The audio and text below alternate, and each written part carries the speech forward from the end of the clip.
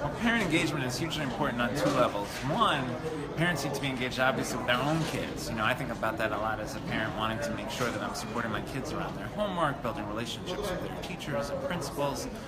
But then there's another level, which is about parents organizing to insist that the school system serves all kids well, and that all means all, that students with disabilities and English learners, young people of color, low-income students, all get what they need from the schools. And one thing I really appreciate about Sam's leadership and the work in Buffalo is that you have a set of parents who are demanding that the system serve all kids and challenging the belief gap, this assumption that some folks have that, well, because the kids are poor, because kids are from communities of color, because kids speak a different language at home, then somehow they're expected to achieve less. No, all kids can achieve with the right supports.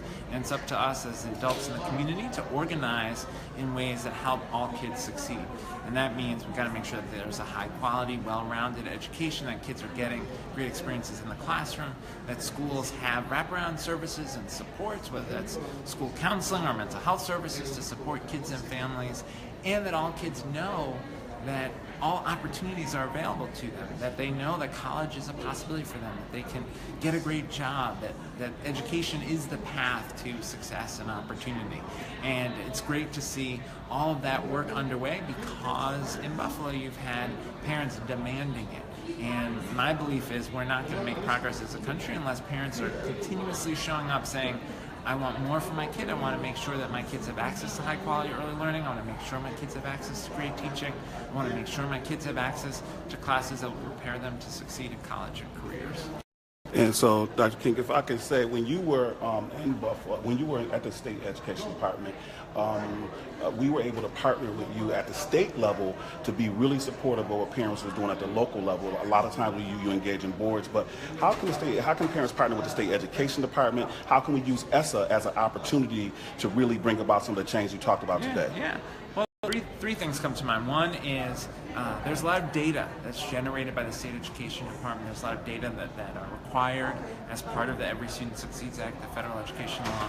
And we got to use that data to drive change. So when we see that African American students are almost 4 times likely to be suspended from pre-K as white students, we got to then demand action and demand better training and support for educators, better alternatives to exclusionary discipline. When we see that African American and Latino students, low-income students, are disproportionately likely to go to schools that don't even have physics or chemistry or algebra 2 or advanced placement classes or international baccalaureate classes, we've got to organize around that and demand more. So data is one place where collaboration is possible. 2, civil rights protection.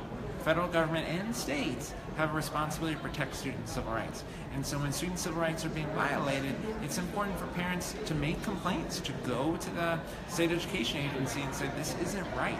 I was sharing earlier about a district we worked with when I was at the federal level, where Latino students were underrepresented in the STEM programs, the science, technology, engineering, and math programs in the district.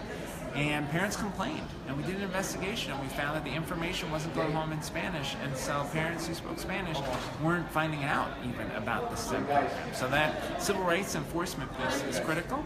And then the third piece is around policy. Parents need to be active participants in the policymaking process. The state has to make sure that stakeholders are included, that they are creating opportunities for parents to weigh in on what's in the Every Student Succeeds Act plan, that parents have the opportunity to weigh in on how resources are allocated at the state level. So there's lots of opportunity if public policymakers take seriously their responsibility to engage communities. Awesome. Question. So one last question, Dr. King. Obviously, you've been the secretary, you've been a commissioner, you've been the secretary of education. So just a little bit about what you're doing now and how parents maybe can connect with you and continue to, benefit from your expertise and guidance in terms of making things better for their children. Sure. So now I'm at the Trust, Education Trust, which is an organization that advocates for education equity for low-income students, students of color, in P through 12 education as well as in higher education. And so I hope folks will look at our website at trust.org and see some of the resources that are available there, really to advocate for students' civil rights. This is civil rights work. Education is a civil right. Students need access to educational opportunity in order to be able to pursue economic opportunity in their lives, in order to be able to be productive citizens. And so the work I'm doing now is about organizing communities, civil rights groups, business groups, parents, educators, all in support of better outcomes for kids. And we've got a lot of work to do. We have big gaps in our society, whether it's the achievement gap that we see in K through 12, or the fact that in college, too often, African American students and Latino students aren't getting the support they need to actually graduate.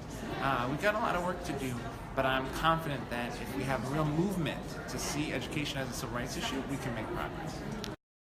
Finally, the District Parent Coordinating Council, which you were a great supporter of. You came to Buffalo and worked with us many times. You can get a short shout out to the District Parent Coordinating Council. So that the partnership with you made a difference in terms of what we do, and anything you can say to be encouraging and supportive. We appreciate that in closing. Yeah. Okay. Well, just so grateful for the work that the council does and the ways in which you've made your voice heard to make schools better in Buffalo. I think it's an example for the country, and I look forward as we try to help parents around the country be effective advocates for their kids. I hope we can count on you all to share your experience.